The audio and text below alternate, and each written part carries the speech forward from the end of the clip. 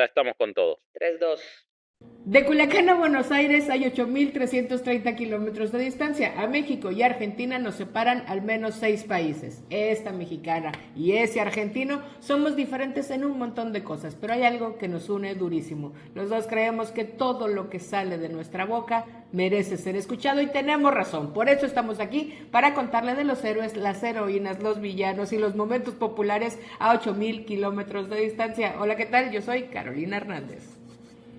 Eso, y yo soy Vasco y estamos acá en un episodio que creo que va a estar más que nada entretenido. Por supuesto va a haber cosas como siempre en el mundo del arte para conversar y discutir, pero me emociona mucho y me emociona mucho tener a varios. ¿Ves? Cuando les das un horario más o menos normal, vienen. Tenemos varios Patreons que están mirando y grabamos un pre-show recién. Estuvimos hablando sobre futuros episodios y sobre a quién combinar con quién en ese ejercicio que hay que hacer acá para construir 8MKM. Y yo me estaba planteando, produciendo en vivo, Caro, teniendo en cuenta que solo el 5% del público de 8MKM es argentino, que tranquilamente yo podría empezar a traer colombianos, españoles, brasileros, chilenos, uruguayos, y vos seguir con los mexicanos, y ahí ampliamos el universo del planteo, tal vez, ¿no? Porque siento que igual los argentinos no nos escuchan.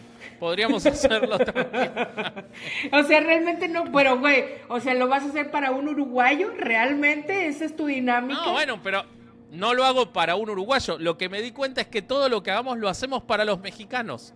O sea, la historia que contemos es la contamos correcto. para los mexicanos. Entonces les puedo contar uruguayos a los mexicanos. Y No, podemos no, decir jamás que lo son haría. jamás lo harías para los uruguayos. Jamás lo haría para los uruguayos, no, por supuesto que no. Pero podemos decir que son todos argentinos. Ajá, eso iba. Podemos decir que todos son argentinos, nos va a dar igual. De México para abajo todo es Sudamérica. Como los Yankees, ¿no? Como Fox. Es correcto. Que puso los países mexicanos. Los países Ay, mexicanos, espectacular. No, muy espectacular. hermoso. Son de lo peor que hay. Pero bueno, entonces, ¿qué estamos haciendo por acá? Oye, sí, muchas gracias. Suscríbanse a Patreon y entonces pueden ver esto en vivo y pueden ver el pre-show y todo lo demás.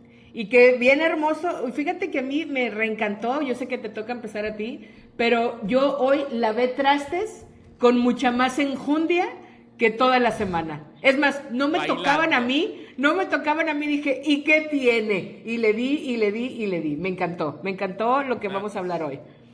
Yo también puse la música, es como que era inevitable. Claro. Eso es lo duro de que no podemos poner la música en los episodios porque nos desmonetizan, pero le garantizo a la gente que cuando termine van a querer escuchar las dos bandas, le van a estar pidiendo música a su Spotify porque es a lo que te lleva. Bueno, me toca empezar a mí y yo voy a hablar de un grupo que me encanta, que lo fui a ver, ya lo vi varias veces, pero acabo de ir a verlo hace 2 semanas en un lugar chiquito, en un lugar bien para ir a bailar de cumbia. Y la pasé muy, muy bien. Le tengo mucho cariño a su cantante. Y estamos hablando de Damas Gratis. Quieren bajarme y no saben cómo hacer. Porque este pibito no va a correr. Me mirás en la tele, te querés matar. La envidia te mata, me querés llevar. Por ser un pibito bien cumbiambero, me subís a tu patrullero, o sea, al coche de policía. Porque si un negro corren, dicen que ese robó. Vamos a llevarlo preso que algo se afanó. Si un cheto lo hace, o sea, un fresa, no. Ese pibe no robó. Si un negro corre, dicen que se robó. Bueno, repite. Quieren bajarme y no saben cómo hacer porque este pibito no va a correr. Para algunos era un escándalo. Para otros, una descripción precisa de lo que pasaba todos los días en los márgenes del país. Porque Damas Gratis no fue solo una banda. Es el sonido de la desposesión, el grito de los que no tienen micrófono, la música de los olvidados. Le quiero mandar un saludo enorme a Carlos Vallarta, fanático de Damas Gratis y de la cumbia villera. Este episodio, por lo menos mi parte, va absolutamente dedicada a él. Su líder, Pablo Lescano, no se convirtió en ídolo bajando línea ni subido a un pedestal. Se volvió referente tocando teclas sucias, escribiendo letras incómodas y bailando en el barro. Esta es su historia, la del músico que transformó el dolor en ritmo, la cumbia en testimonio y los prejuicios en pogo. El pogo es el mosh, el golpearse cuerpos sudados unos contra otros escuchando música felices. La primera sorpresa respecto de Pablo Lescano, para quien no lo conoce, pese a que él es el inventor de la cumbia villera, es que Pablo Lescano no nació en una villa. Las villas, ¿qué son las villas? Las vamos a nombrar mucho en el episodio. Para quien no sepa, las villas son los barrios de emergencia, un equivalente a la favela en Brasil, por ejemplo. No son barrios, o sea, no es un equivalente a un Tepito o a un Iztapalapa, porque son barrios de casas prefabricadas, en general en terrenos tomados, ya sea la mayoría de las veces al Estado, por ejemplo, terrenos al costado del ferrocarril, o también quizás de alguna fábrica abandonada o similares, en el cual se empezaron a construir casas de chapa, madera, cartón, que después las familias se fueron acomodando hasta ir haciendo sus barrios. Ha sido históricamente y lo sigue siendo el lugar de los inmigrantes, tanto internos como externos, esas personas que vienen del campo, de otras provincias, a la ciudad o al conurbano bonaerense a buscar un lugar donde vivir, o que han venido de otros países, Paraguay, Bolivia principalmente, y terminan armando comunidad en esos lugares. Lugares donde lo que se vive es exclusión, muchas veces inseguridad, el Estado muchas veces no entra, y también se vive una profunda discriminación. Le cuesta mucho trabajo, por ejemplo, a quien tiene un domicilio fijado en una villa de emergencia, conseguir una escuela, conseguir un trabajo, valga la redundancia, y muchas veces tienen que pedir prestado el domicilio de alguien de afuera, porque ese concepto del adentro y el afuera en las villas es muy, muy patente. En general se entra por 1, 2 o 3 ingresos que son pasillos, y son lugares donde vos entrás y si no conocés podés tener una situación de mucho peligro, incluso entre villa y villa, ¿no? Donde muchas veces hay enfrentamientos. Pablo crea la cumbia villera, la música de esos lugares, esa mezcla de paraguayos, bolivianos, gente del interior, la cumbia colombiana, la cumbia mexicana, que como vamos a ver fueron sus grandes referencias, y le pone cumbia villera, pero él no se creó en una villa, sí se creó muy cerca, nació el 8 de diciembre de 1977 en San Fernando, en la parte más pobre de las zonas más ricas del conurbano bonaerense, en el norte, pero se crió en el barrio Ejército de los Andes, más conocido como Fuerte Apache. Esos edificios donde se crió, si vieron la serie de Carlos Tevez, él es su ciudadano más ilustre, por eso a Tevez se le dice el Apache. Es un barrio que antes que era de una villa de emergencia, que los militares corrieron a toda la gente a esos edificios, se trasladó un poco esa lógica, pero es un barrio urbanizado, ahora sí más parecido a una zona desposeída del Estado de México, es un barrio con propiedades y todo lo correspondiente. Luego se mudaría a Caseros, también en el conurbano bonaerense. Desde muy temprano tuvo un vínculo con la música entre la obsesión y hasta la salvación. Tenía un papá colectivero, trabajador, conductor de camiones, podríamos decir, en México, y una madre empleada doméstica, o sea, una persona que se dedica a limpiar casas ajenas, y la familia escuchaba mucha música, folclore argentino, tango y también cumbia, aunque la cumbia mucho menos. Pero él quedó fascinado desde la primera vez que escuchó esos sonidos tropicales que salían de las radios de todos sus vecinos, porque si hay algo que podemos decir de la cumbia, y sobre todo en esa época, era la música del barrio, la música del desposeído, del migrante. A los 13 años se obsesiona con un teclado Casio medio roto que alguien le presta. Aprende solo, repitiendo una y otra vez los arreglos de las canciones de los discos y cassettes que él conseguía, tocaba y tocaba mientras iba aprendiendo, y desde esa edad ya quería ser músico. Quería hacer no cualquier cosa, sino hacer bailar al barrio, pero también lo iba a hacer llorar, cantar, resistir e identificarse. Antes de hacer Damas Gratis, recorrió todos los márgenes del under tropical, siendo el tecladista de otra banda muy simbólica, pero quizás un poco más, entiéndase el contexto, más ABC1, más abierta a todos los públicos, que era Amar Azul. Una banda que hablaba de amor y que en los 90 llegó a estar en las fiestas de los chetos, en las fiestas de 15, en los cierres de empresas. O sea, una banda de cumbia que dio el salto al mainstream. Hacían esas giras eternas en las cuales quizás en una noche tocan en 8, 10 lugares, media hora en cada lugar. con boliches muy marginales, contratos muy mal pagos o que a veces ni siquiera se cumplían, con una música más que nada romántica, apta para la radio, y Pablo sentía que eso era algo que le faltaba, que no se estaba completando a sí mismo porque no había... Ellos venían de un barrio y sin embargo no representaban a esos barrios en sus letras. Él sabía que las historias que se contaban en las esquinas, en los asentamientos, eran otras, no eran canciones de amor, sino de hambre, de droga, de cárcel. Entonces él deja Mar Azul, empieza a grabar por su cuenta, con una computadora vieja, un teclado y un micrófono prestado, un sonido muy crudo. No es un cantante dotado, Pablo, parece un cantante de cancha, pero sin embargo es muy personal, y tenía algo que los demás no tenían. En sus letras contaba lo que estaba pasando con sus vecinos. Y así nace la cumbia villera. Primero con Flor de Piedra y luego con su grupo histórico hasta el día de hoy, que es Damas Gratis. ¿Por qué se llama Damas Gratis? Es una burla a cómo todos esos lugares donde él giraba, y también muchos más, dejaban entrar a las mujeres gratis para que los hombres, para convertir los establecimientos en objeto de deseo. Y entonces, como parte de reírse de eso y de criticar eso, él le pone a su banda ese nombre, Damas Gratis. En 1999 debuta haciendo covers, mucha influencia de la cumbia colombiana, mucha influencia de la cumbia mexicana, por ejemplo del Wookiee, y sus primeros shows eran en lugares muy chiquititos, en el conurbano profundo, tocaba por monedas, a veces a la gorra, pero su nombre empezaba a surgir. La banda tenía una formación muy distinta, porque el teclado era y es el protagonista absoluto. Letras muy directas y una actitud muy rockera, porque él siempre escuchó mucho rock nacional.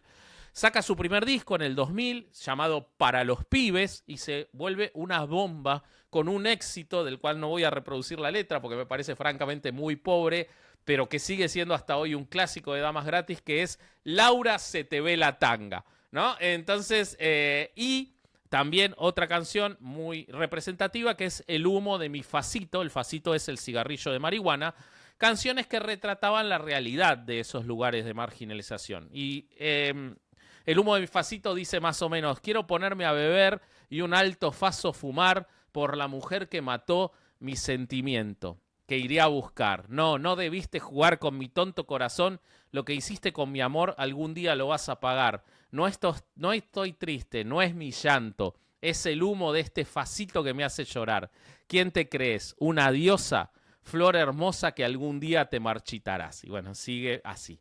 La crítica las ignoraba, la radio no quería pasarlos, pero en los barrios se empezó a convertir la voz de la gente. Se transforma en el soundtrack de ese país tan empobrecido con la crisis del 2001 y en el cual cada recital de Damas Gratis se vuelve un ritual colectivo, una mezcla de pogo, llanto, baile y mucha identificación. Y esa identificación, por supuesto, no es accidental, porque él se había criado en esa casa donde limpiaban casas ajenas, con ese padre colectivero que le tocaban barrios muy peligrosos para conducir, sobre todo en ese 2001 de tanto robo, secuestro y muerte, donde la policía siempre prefería castigar al marginado antes que al delincuente de guante blanco. La música era un lujo muy caro en su familia, y él muchas veces la música que escuchaba era porque se la prestaban. Desde los 11 años empezó a trabajar repartiendo volantes, barriendo veredas, descargando cajones en el mercado. A los 13 vio ese teclado y no se despegó en toda la noche en ese cumpleaños al que lo habían invitado. Desde que empezó a tocar no podía parar, pero lo tenía que hacer a escondidas, porque la madre le decía: estás perdiendo el tiempo, la música no es para nosotros, no podemos darnos ese lujo. Pero alguna vez declaró: después se le pasó a mi vieja cuando me vio en la tele. La adolescencia fue muy áspera, eran barrios de mucho peligro en los cuales rodeaba el Paco, que es este crack de las villas argentinas, los narcotraficantes del narcomenudeo, los policías asesinos y que en el mejor de los casos te humillaban y te basureaban, y a los 15 años prueba la cocaína, que se iría a volver un refugio y su peor enemigo. Al principio era una herramienta para bancarse tanto recital y tanta noche, tanta gira, tanto hambre, tanta ansiedad, y después se vuelve un vicio que lo manejaba. Me levantaba, me drogaba, tocaba, me drogaba de vuelta. No sabía si era lunes o sábado. Se movía entre esos boliches de mala muerte y hoteles peores, dormía poco, se arrastraba sin ganas por los días y su cuerpo apenas aguantaba. Tiene una sobredosis leve en el año 99 y su hermana Paola, quien lo acompaña hasta hoy, le da un ultimátum. Lo encierra en un cuarto y le dice: hasta que no dejes, no vas a salir. Tuvieron que pasar semanas. Pablo no tocaba, no quería ni mirar el instrumento, estaba flaco con los ojos hundidos, pero en un momento hace el clic, logra desintoxicarse y empieza a componer como nunca, y de ahí sale el primer disco, Para los pibes, que mencionábamos antes. Cada track de ese álbum es una exhalación, una pequeña victoria, habla de todas estas cosas, hace la cumbia de los trapos, que se vuelve un himno de las canchas, y obtiene en la cumbia ese testimonio que estaba buscando. Pablo, como les decía, tiene una influencia muy grande de la música colombiana, por ejemplo, la Sonora Dinamita, los Corraleros de Majagual, la psicodelia cumbiera de los Mirlos, Juaneco de Perú, los Bukis, el Bronco. Ha hecho covers, ha hecho homenajes, no se avergüenza de utilizar música de otros, porque para él la raíz de la música es muy latinoamericana. De hecho, ha girado por esos lugares con mucho éxito. Y como todo en él es una declaración de principios, su teclado también lo es. No es un teclado de sonidos limpios, es un teclado que se toca como si fuera una guitarra y que tiene dibujada una ametralladora. Utiliza ritmos pregrabados con filtro de sonido barato, en el cual creó una especie de sonido inigualable. Es un dembow programado con riffs insistentes y con melodía cortada por los efectos. Él dice en broma que él inventó tocar con un solo dedo. O sea que la música de Pablo Lescano se hace con un solo dedo. Transformó esa pobreza de medios en una estética propia. Cualquiera que escuche el teclado de Pablo Lescano sabe que es él. Hagan el ejercicio de escuchar Padre Nuestro de los Fabulosos Cadillacs, que empieza con ese teclado de Pablo Lescano y es imposible pensar que es otra persona. Muchos músicos del rock y del pop lo han, y de la música urbana lo piden. Hoy es un toque de distinción tener a Pablo Lescano tocando en tus canciones y muchas veces ni siquiera cantando, sino con ese teclado que solo lo puede hacer él.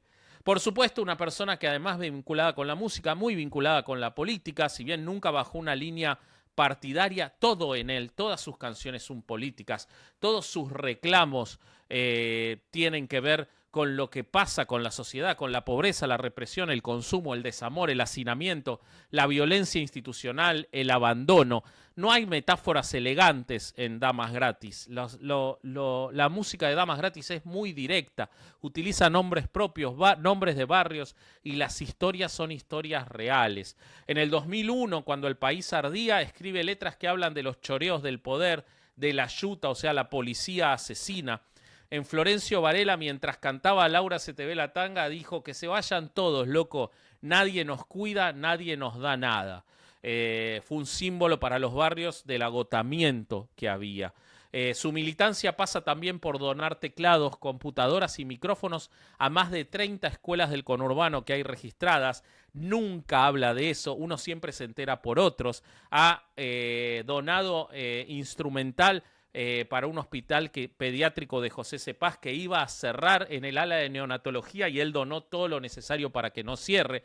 Apadrina escuelas de música, lleva a chicos a sus conciertos de manera gratuita, y todo el tiempo en sus redes Pablo casi no da entrevistas, pero todo el tiempo está militando, ya sea a favor de una toma de tierras, ya sea en contra de un crimen de un policía hacia un pibe chorro o hacia un pibe de la calle. Él ha dicho, por ejemplo, de las tomas de tierra y de las villas de emergencia: no es delito querer tener una casa.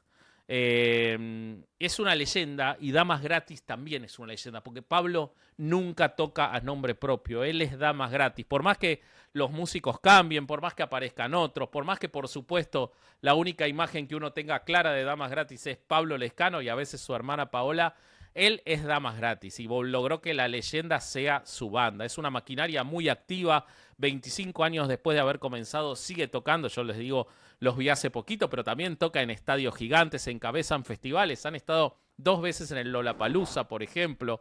Editan discos con millones de reproducciones. Son invitados por bandas de rock permanentemente. Y logró lo que quizás él no quería, que es llegar también a las fiestas de 15 y a los festejos de los chetos. Pero bueno, es inevitable y después de 25 años las cosas han cambiado. Ha grabado con Elegante, Bizarrap, Los Ángeles Azules, que quizás hablamos en algún momento en 8MKM de Los Ángeles Azules, ha grabado con Casu, ha reivindicado la cumbia 420 como una nueva forma de continuidad de la cumbia villera, apadrina permanentemente nuevos talentos a quienes les presta gratis sus estudios de San Martín, en esa casa linda, pero que no es una mansión, cerca de donde se crió y donde sigue viviendo. Él dice que su único vicio es comprar instrumentos musicales.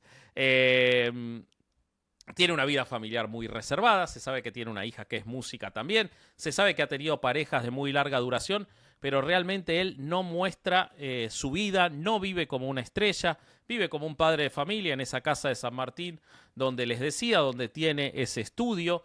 Nunca buscó el canon, nunca pidió entrar a los manuales ni ser homenajeado, pero igual ha sido homenajeado. El Centro Cultural Kirchner dedicó un ciclo a la cumbia argentina en el cual todo lo que tenía que ver con la invención de la cumbia villera estaba dedicado a Pablo Lescano. Ha sido invitado a la Universidad de San Martín para hablar sobre cultura villera.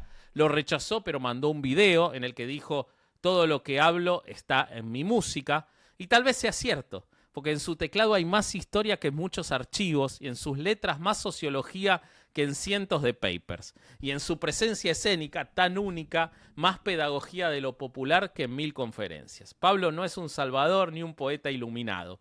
Fue y sigue siendo un cronista con teclado, un hijo del conurbano que decidió no irse, un músico que hizo de la cumbia una lengua y una bandera. Y en cada fiesta donde suena Damas Gratis, esa bandera sigue flameando. Eso es Damas Gratis.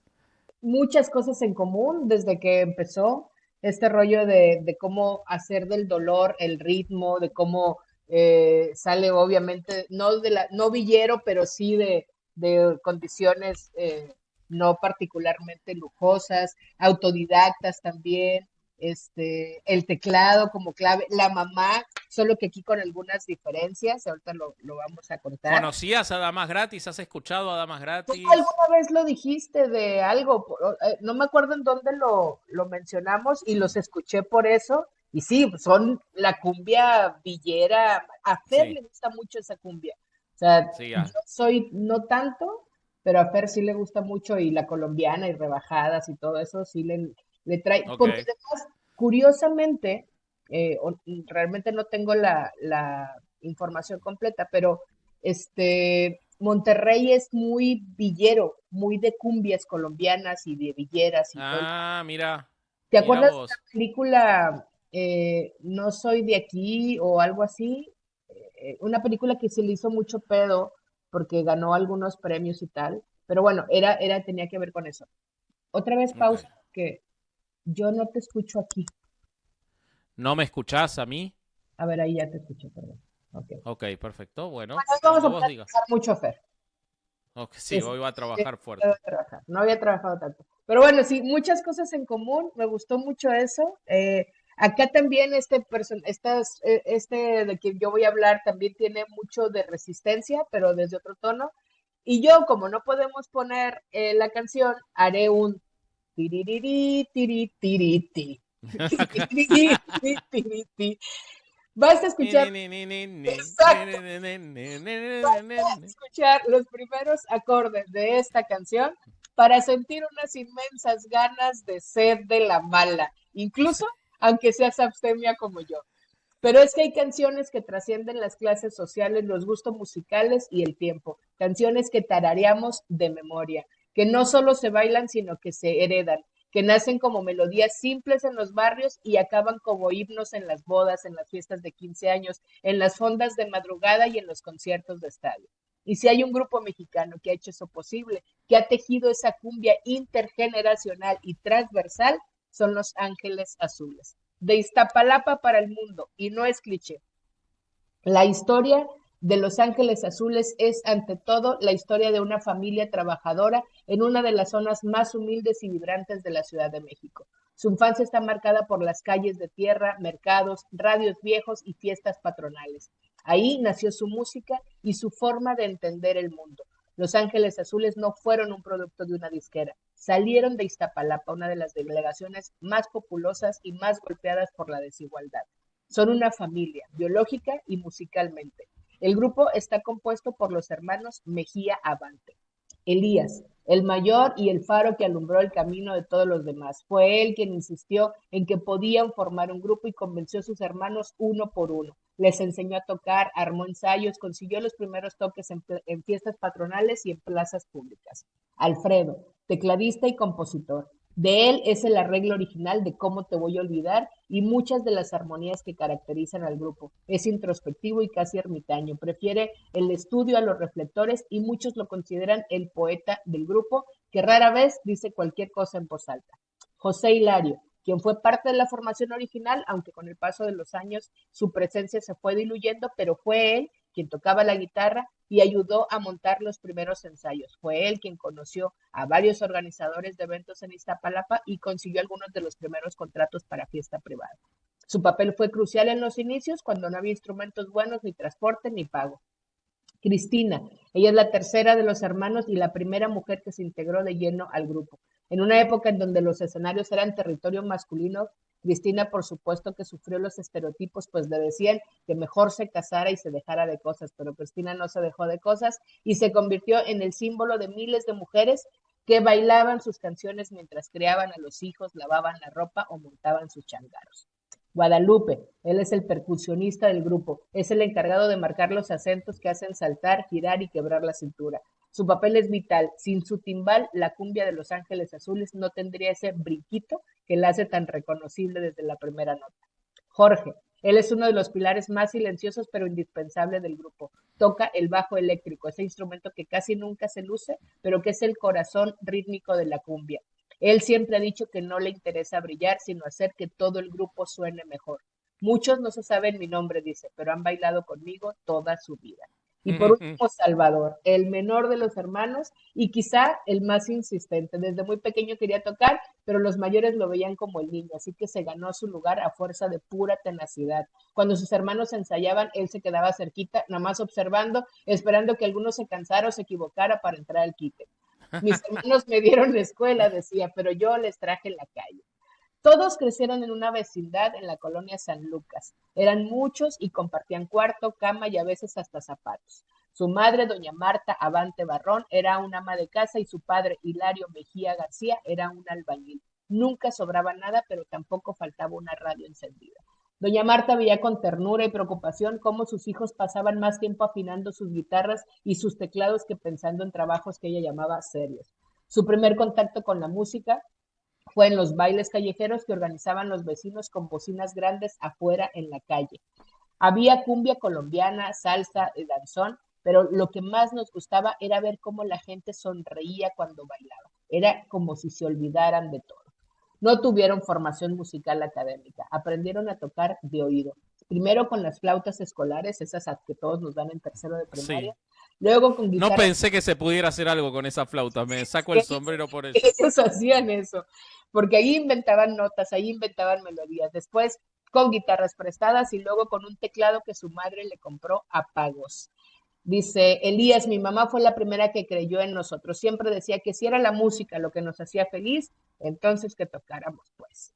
Elías lo contó eso en la revista Rolling Stones en México en el 2018 y era un hombre de más de 50 años conmovido hasta las lágrimas por recordar el gesto de su madre. A veces ensayaban con instrumentos de cartón que imaginaban los sonidos. Ahí armaban su música y armaban su banda. Lo hacían en la azotea o en la cocina. Salvador, que es el más pequeño, apenas alcanzaba las teclas, pero ya tenía el oído muy afinado.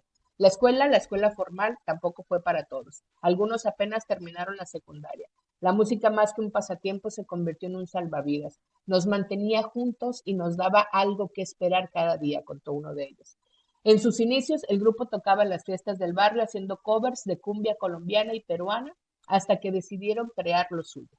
En 1983 nació oficialmente Los Ángeles Azules con un sonido que combinaba la cumbia con sintetizadores y letras que hablaban del amor simple, del amor de pueblo, del amor imposible. El nombre tiene varias versiones, como todo en la mitología popular, pero la más aceptada es que fue una mezcla entre la fe y el azar. Cuenta Elías que a principios de los 80, cuando ya tocaban juntos, pero aún no tenían un nombre formal, pensaron en llamarse simplemente Los Ángeles, porque así les decía su mamá, mis angelitos. Pero el nombre ya lo tenía registrado otro grupo. Entonces alguien dijo, pues pongámosle un color, y entonces le pusieron azul porque era el color favorito de su mamá y porque tenía, según ellos, algo de elegancia. Sonaba también celestial. En una entrevista, Alfredo dijo que el azul también representaba el cielo al que aspiraban. Veníamos, dijo, de abajo, queríamos soñar en grande. Lo azul era como mirar el cielo sin dejar de pisar la tierra. Esa metáfora, sin pretenderlo quizá, definió la identidad del grupo, siempre con los pies en Iztapalapa, pero soñando con llevar su música a todo el mundo.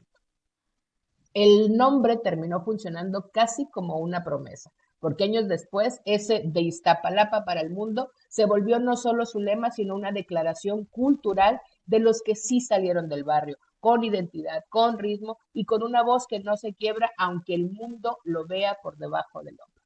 Cuando Los Ángeles Azules empezaron a grabar, el país estaba sumido en una transformación política y económica. Estamos hablando que era la segunda mitad de los 80, el PRI todavía gobernaba, pero ya había algunas fracturas sociales provocadas por la crisis del 82 y el temblor del 85. Había mucha informalidad laboral, en las calles había incertidumbre, pero también había hambre de fiesta. Y ahí Los Ángeles Azules encontraron su lugar. Tocar en vivo les daba algo de dinero, pero grabar un disco era otra historia. Al principio las disqueras los ignoraban. Decían que nuestra música era muy de barrio, muy chafa, o sea, muy poco fina, que nadie quería comprar, que nadie quería comprarnos y que nadie nos iba a comprar. Su estética visual tampoco ayudaba. Eran hombres y mujeres con ropas sencillas, sin poses de estrellas, no cabían en el molde ni del pop ni del rock y no había nada que pareciera que pudieran hacer. En 1900... No cabían en un estudio de grabación tampoco, eran un montón. Eran muchísimos, debió salir muy caro también eso. En 1989 grabaron por su cuenta un primer álbum formal, digamos, que se llamaba Ritmo, Alegría y Sabor. Y circulaba con poco tiraje, casi todo lo vendieron en mercados, en ferias y en tianguis. Ellos mismos llevaban los cassettes a los puestos ambulantes y así se fueron ganando una audiencia, especialmente entre migrantes y trabajadores del transporte público que ponían su música en las combis y en los camiones. Finalmente, en los años 90, Disco Disa, un sello especializado en música regional y tropical, les ofrece un contrato, pero no fue un trato estelar. Grababan en estudios modestos con presupuesto mínimo y sin mucha publicidad. Aún así, en 1996 lograron un golpe inesperado. El sencillo ¿Cómo te voy a olvidar? Empezó a sonar en estaciones populares y rompió todas las expectativas. México enfrentaba una fuerte crisis económica y todos estaban tratando de resolver el desastre que había dejado Salinas, de quien, por cierto, teníamos un 8MKM, y la gente no tenía para ir al cine, pero sí para una fiesta en la azotea. Ahí fue donde sonaban las canciones de Los Ángeles Azules. Para 1997, el álbum, ese de Cómo te voy a olvidar, vendía más de 2 millones de copias en México, Estados Unidos y Centroamérica. Esa es una de las canciones más icónicas del grupo y fue escrita por Elías luego de una ruptura adolescente entre lágrimas y en una libreta escolar. Después vinieron otros éxitos como El listón de tu pelo, Nunca es suficiente y luego 17 años. Una joya que ha sido polémica y defendida y rechazada y reinterpretada. El debate con esta canción es que su letra parece hablar sobre una relación de una mujer joven y un hombre mayor. Amo su inocencia, amo su ternura, 17 años, mi primer amor. Claro, la canta un señor, pero cuando la escribió no era un señor, era un niño. Nunca escribimos esa canción con malicia, explicó Elías en 2021. Era sobre mi primer amor, ese que crees que va a durar para siempre y que muchas veces se va en un suspiro. A finales de los 90 ya habían vendido más de 5 millones de discos sin grandes campañas de marketing. Fue tal el fenómeno que en 1999 la revista Billboard los reconoció como uno de los grupos tropicales latinos más escuchados en Estados Unidos. En México, sus discos estaban en el top 10 de ventas al lado de Luis Miguel, Shakira y Maná, lo que parecía impensable para un grupo de Iztapalapa cantando lo que ellos cantaban. Pero había una paradoja. Aunque vendían más que muchos artistas pop, no eran invitados a grandes programas de televisión ni a festivales llamados serios. Eran vistos como música de pobres, de choferes, de tianguis. Hay una historia que cuenta que Televisa nunca los invitaba porque los moruseaba, que a pesar de que era un evento popular y para gente popular, eso le parecía mucho más popular que todo lo popular que ellos hacían.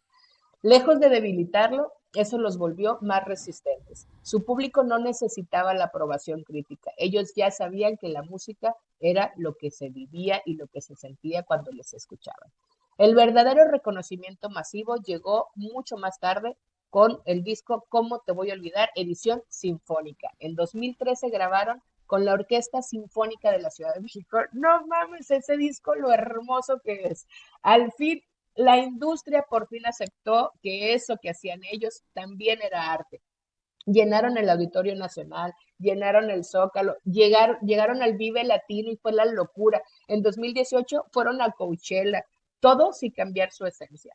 Ese disco, ¿Cómo te voy a olvidar? Sinfónico, fue un parteaguas. Con ellos cantaron Jimena Sariñana, Saúl Hernández, Carla Morrison, Lila Downs, James de la Cueva, Leonardo de Lozán, todos, el que quieras del rock en español, el que quieras que estaba sonando, cantaron con ellos y todos lo hicieron con un entusiasmo muy, muy particular. Así reinventaron todo su catálogo y se lo presentaron a una nueva generación.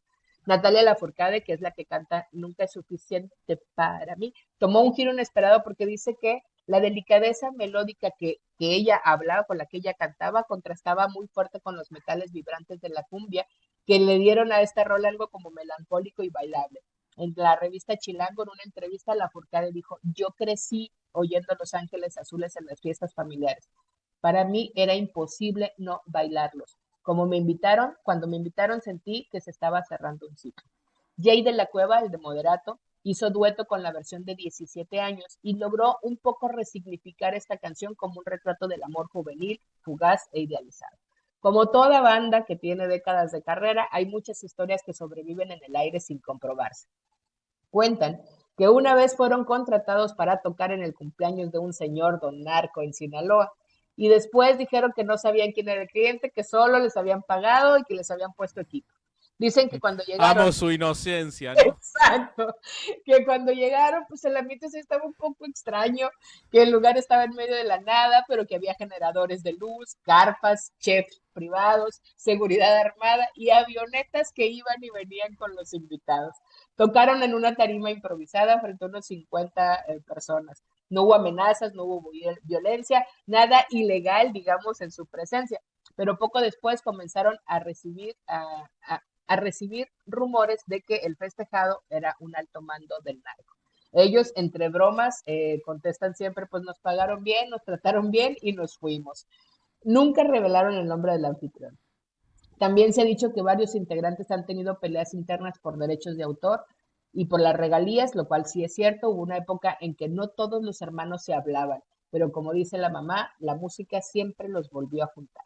En un país marcado por la violencia, por la desigualdad y la corrupción, Los Ángeles Azules han sido una especie de bálsamo, no porque hablen de política, sino porque han tejido comunidad a través del goce, del disfrute. Sus conciertos son multiclase, multigeneracionales y multicolor. Son el soundtrack de las fiestas de Iztapalapa, pero también de la boda Nice en Polanco. Son la banda que ha llegado al Zócalo y que lo ha llenado, pero también que ha tocado en Coachella, donde los gringos bailaron cumbia sin entenderles una chingada, pero entendiendo la puta vibra. Los Ángeles Azules siguen vigentes quizá porque nunca pretendieron ser otra cosa. No quisieron ser rockeros, no se vendieron como intelectuales de la música, no se reinventaron como reggaetoneros, solo fueron fieles a su raíz, a su barrio y a su ritmo. Como le dijo Jorge, uno de los integrantes, en una entrevista más o menos reciente: la cumbia no es moda, es una necesidad, porque la gente necesita bailar aunque todo esté jodido. Y en un país donde muchas veces todo está jodido, Los Ángeles Azules siguen siendo una certeza, como el olor a mercado de barrio, como las luces de la feria popular, como el recuerdo de un amor que dolió, pero que lo bailaste. Porque así que, ¿cómo te vamos a olvidar si nos enseñaron a bailar el dolor? Y mientras haya cumbia, habrá memoria. Y aquí otra vez suena tiri, tiri, tiri, tiri. Sí, sí, sí. A mí me sonó todo el programa. La primera mitad me sonaba No te creas tan importante de Damas Gratis y la segunda mitad me sonaba 17 años por momento. Bueno, varias cosas. Bueno, muchas similitudes, por supuesto. Lo de la madre, qué impresionante la madre. el miedo de la madre a que los hijos prueben cosas, te quiero decir que trasciende clases sociales, porque por supuesto yo estando en una situación incomparable de ventaja, cuando yo abrí mi estudio en el 2013, yo tenía a Pedro recién nacido y me voy del estudio sin clientes, sin nada para asociarme con mi cuñado que tampoco tenía nada. Mi mamá estaba en contra, tenía un miedo mi mamá de que muriéramos de hambre. Sí, exacto. Y muchas veces dice la verdad, cómo me equivoqué ese día que les dije que no lo hagan, cómo me equivoqué, siempre se acuerda. Los Ángeles Azules para mí es un grupo que yo lo conozco en profundidad a partir de esas grabaciones con Natalia Lafourcade y todo, o sea que trasciende hacia el exterior y mucho más ahora que tienen una presencia absoluta en Argentina porque hicieron cosas con Nicki Nicole, con Vicentico, con... ¿cómo se llama esta chica que canta tan lindo? Bueno, muchos argentinos, hay una interacción con Damas Gratis, con Pablo Lescano, hay una interacción permanente y hay un amor muy fuerte de Los Ángeles Azules, quizás nuevo, pero un amor, en fin, acá en la Argentina, acá en Buenos Aires. Es un grupo que se ve que disfruta venir acá, los shows que hacen, se ve que disfrutan metiendo invitados y tocando y todo, se sienten homenajeados. Mucho grupo de cumbia argentina ha hecho versiones de Los Ángeles Azules que nosotros creíamos en mi adolescencia que eran canciones argentinas, y no, eran covers de canciones de Los Ángeles Azules porque tan grandes son que todo el que quería pegar un éxito lo que hacía era buscar una canción de Los Ángeles Azules y de esa forma lograrlo, ¿no? Realmente un grupo muy trascendente. Qué linda la historia. No sabía que eran todos hermanos, me encantó eso. Yo también, como tú los conocí, o sea, en este boom generacional, obviamente recuerdo las canciones en la infancia, pero particularmente en mi infancia no hubo tanta cumbia. Mi mamá era medio hippie, entonces yo escuchaba Claro. mucho rock y Janis y tal cosa. Y en mi casa, en Culiacán, pues oíamos mucho corrido y corrido de los de antes y tambora, ¿no? Entonces no era muy de Y cumbia. balazos.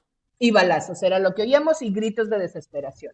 Pero, pero justo cuando hacen este crossover con todos los del rock en español y argentino y tal, llega a una nueva generación de personas y sobre todo se le quitó lo raspa, ¿no? Lo corriente. Ya todo el mundo era como, claro, ahora sí nos gustan. En el fondo siempre les gustó, pero les daba Pero vergüenza. ¿no sentís que eso no solo se le quitó a ellos, o quizás gracias a ellos, gracias a todos estos grupos, ¿no sentís que se corrió un poco ese velo en general, que hoy no existe más esa cosa tan identitaria, tan tóxica que teníamos nosotros, que tenemos más o menos la misma edad, de que si escuchabas rock, la cumbia era grasa, era naco escuchar cumbia, y no era ni siquiera una cuestión clasista? Había como una cosa de estándares musicales en los Sí, cuales habíamos redefinido lo que era naco o así, no desde un lugar de dinero o de un lugar de clase, sino un lugar de que había música más compleja y que no podíamos escuchar esa otra exacto. música. Cuando tiene complejidades gigantescas, suelen ser intérpretes muy buenos, solamente que tocan otra cosa. Siento que las generaciones posteriores a la nuestra no tienen esos prejuicios. Y de Se hecho, terminaron, me parece. ahora creo yo también que es hasta más, obviamente es mucho más mal visto alguien que le haga el feo a esa música bajo Sí, un argumento. coincido. Pues es como, ¿qué tienes? ¿Por qué estás diciendo eso? Porque ahora, o sea, yo después de eso, por ejemplo, en Iztapalapa, los sonideros, con Celso Piña, que ahora lo escuchaba más cuando llegué a Monterrey, con los héroes, con eh, el Gran Silencio, que te digo que aquí en Monterrey hay mucha de esa cultura medio villera, medio de cumbia. Y es como, güey, no puedes decir que no te gusta solo por cuestión de clase. Creo que ahora Exacto. se invirtió eso. Pero, pero sí hay un renacer, creo, del 2018 para acá, de toda esa música y recuperando con estas cosas que se hicieron muchos crossovers.